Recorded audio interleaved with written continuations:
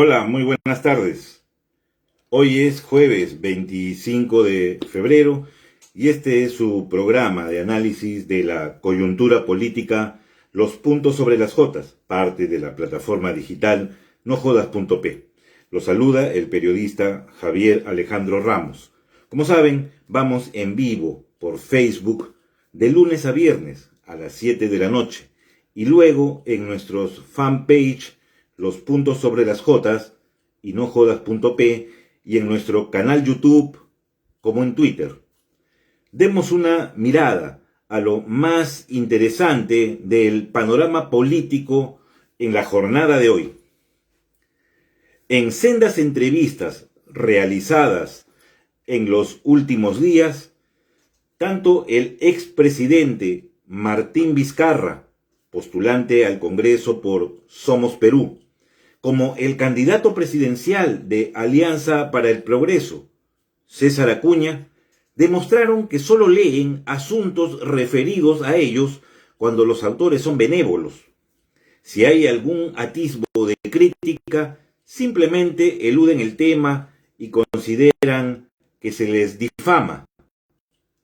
No lo he leído, así que no puedo hablar de ello, coincidieron ambos al responder a sus respectivos entrevistadores, Jaime Chincha en el caso de Vizcarra por radioprogramas del Perú y Mávila Huertas ante quien se presentó Acuña en el programa Cuarto Poder. Es una obra de ficción, dijo Vizcarra respecto a El perfil de lagarto, del periodista Carlos Paredes, quien hace una disección de diferentes momentos del expresidente en su paso por la gestión pública, desde Moquegua, donde fue gobernador regional, el Ministerio de Transportes, la Embajada de Canadá y la Jefatura de Estado hasta su vacancia, pasando por una serie de hechos como la vacunación irregular y el hecho que lo visitara en Palacio un amigo curandero que le daba limpias y baños de florecimiento, como han hecho otros expresidentes.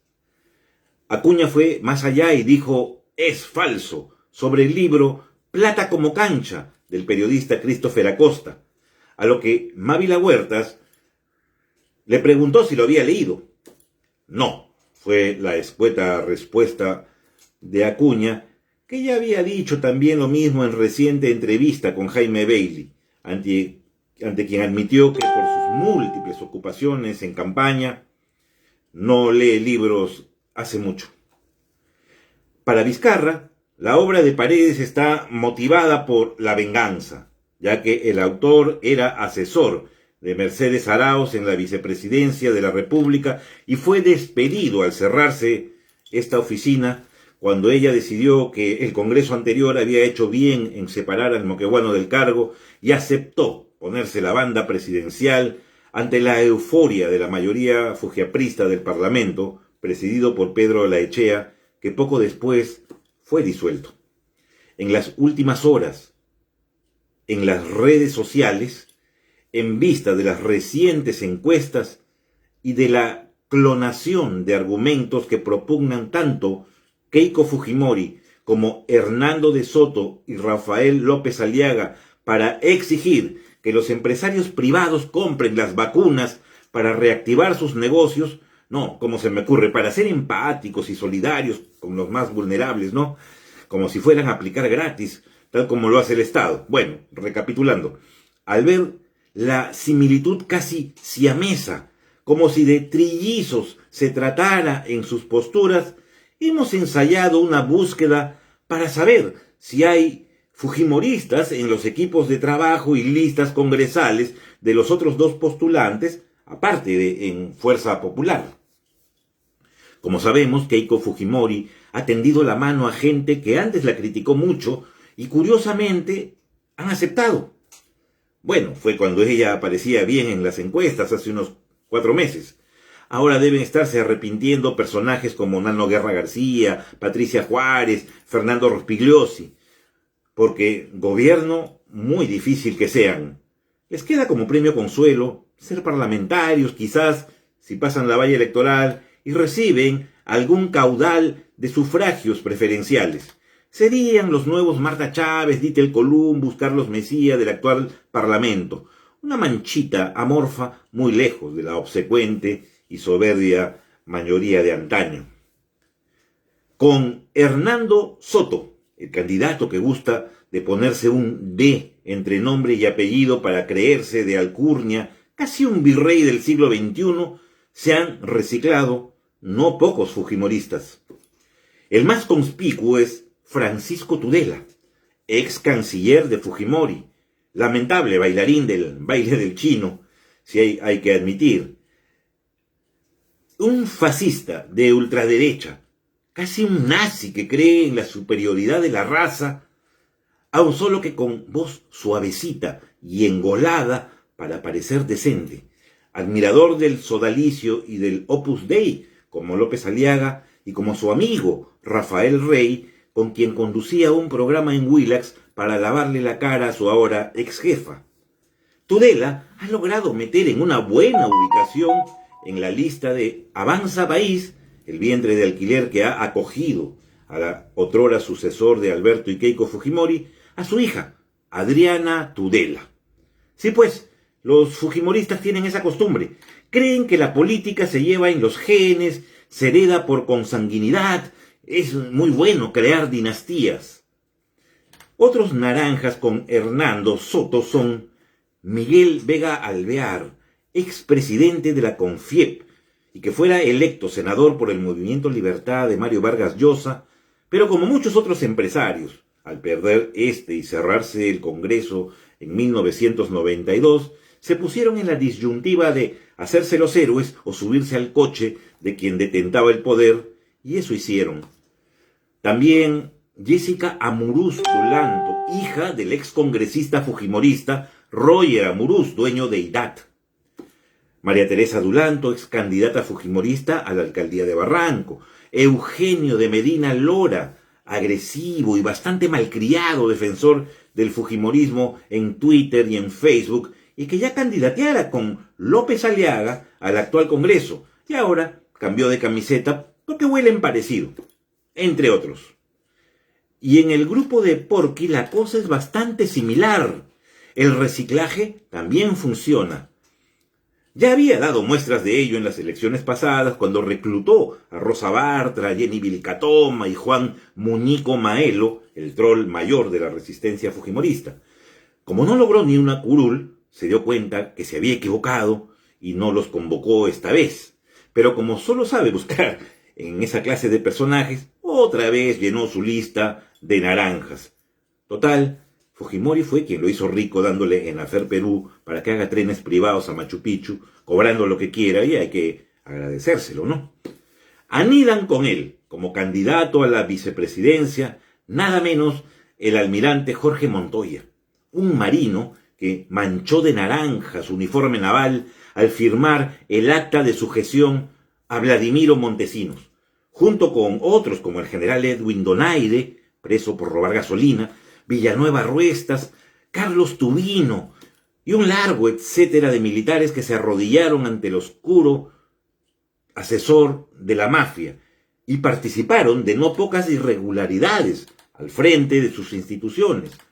Ahora dice Montoya que no fue un acta de sujeción, sino una lista de asistencia a una reunión a la que fue llamado, mientras otros afirman que fueron amenazados con ser pasados a retiro si no firmaban.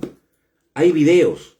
Fue toda una ceremonia la firma de esa lista de asistencia. Había un documento en una mesa sobre un estrado, iban llamando uno a uno y suscribían el mismo. ¿Eso se hace con un listado de aquí estoy, he venido? Que hayan pasado muchos años, eso no hace que nos olvidemos, ni que no deban sentir vergüenza de ese capítulo deshonroso para sus uniformes. Otros fujimoristas en ese barco que se pinta de celeste, pero que tiene entraña de guando, son Jenny Pajuelo León, furibunda defensora del fujimorismo, desde siempre. La tuve de contacto un buen tiempo en mis redes hasta que decidí un día que sus rabietas a mis opiniones contrarias a esa mafia me cansaron y la expectoré. Sin embargo, pese a que ha borrado bastante, circulan muchas fotos suyas con banderolas exigiendo la libertad de Alberto Fujimori, respaldando a Chávarri y en reuniones abrazadita de Keiko. Otra es Juliana Calambrogio de Balmaceda, que en un reciente debate con otros candidatos murió por la boca cual pescadito al decir: nosotros en Fuerza Popular ya hemos dicho sobre este tema tal cosa. A confesión de parte, relevo de pruebas, ¿no? Ella creía que estaba postulando por Fuerza Popular. Además, gente relacionada al ex corrupto alcalde de Lima, Luis Castañeda, como la ex congresista Fabiola Morales, Jory Wharton, Norma Yarrow y algunos apristas, lo que aclara por qué muchos seguidores del partido de Alfonso Ugarte ahora se ven identificados en este personaje, López Aliaga, acusado también de lavado de activos. George Forsyth, candidato de Victoria Nacional, que hace unos días declarara que todos los postulantes a la presidencia, excepto él, carecen de experiencia e ideas para luchar contra la pandemia, causando la risa de la población, pues todos recuerdan que entre los candidatos hay al menos un expresidente, Ollanta Humala, y varios exparlamentarios, mientras él abandonó antes de mitad de gestión su periodo como alcalde un distrito que no dejó ni ordenado ni limpio. Bueno, Forsyth volvió a ser excluido hoy del proceso por el Jurado Electoral Especial de Lima, que lo hizo hace una semana también. En esa oportunidad el Jurado Nacional de Elecciones desestimó la exclusión y pidió más información. Hoy se ha presentado, es referida a la omisión del candidato Forsyth de ingresos y participaciones empresariales y ha quedado fuera. La medida, claro, es apelable una vez más, por última ocasión, y el Jurado Nacional de Elecciones resolverá en un plazo que termina indefectiblemente el 12 de marzo. Finalmente, unas palabras sobre el caso de Ana Estrada, la joven postrada con una enfermedad terminal, sufriendo dolores intensos y deterioro progresivo, pero que sin embargo, consciente, exigió que la justicia se pronuncie sobre su pedido de tener una muerte digna, asistida vía la eutanasia. En las redes, algunos amigos religiosos a ultranza, sin mucha empatía, han criticado que el 11º Juzgado Constitucional de la Corte Superior de Justicia de Lima le haya dado la razón hoy tras una exhaustiva revisión de su historial médico y tras conversar con ella misma y su círculo familiar y amical íntimo. Ana Estrada ha perdido todas las batallas. Se puso en manos de la ciencia y de Dios. Solo necesitaba ganar esta última. Ana Estrada tiene derecho a una muerte digna y a no continuar sufriendo dolores inenarrables y el deterioro fulminante de todas sus funciones vitales, orgánicas, que inevitablemente la llevarán a la muerte en días, semanas, máximo unos meses. No es un crimen contra algún prójimo.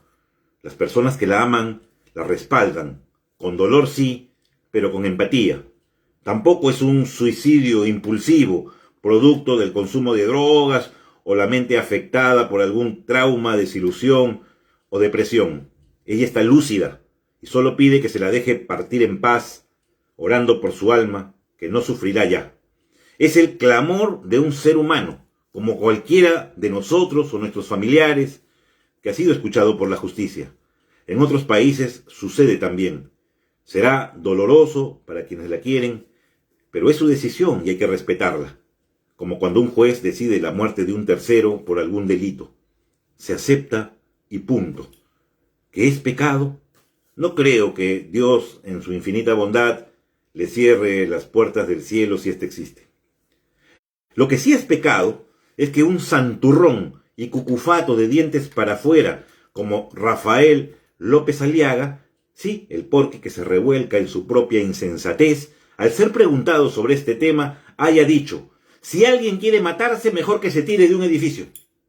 Esta infeliz frase lo pinta de cuerpo entero. Nos muestra la calaña de la que está hecho, el peligro que sería para la sociedad elegirlo. Ojalá sus declaraciones sean como el chicharrón de Alfredo Barnechea y lo catapulten cúspide abajo hasta desaparecerlo para siempre del panorama político de nuestra patria. Eso es todo por hoy en los puntos sobre las Jotas. Volvemos mañana a las 7 de la noche y tras la emisión del programa de mañana tendremos una entrevista con el candidato al Congreso por el Partido Morado, Alfredo Urquiza. Nos vemos. Buenas noches.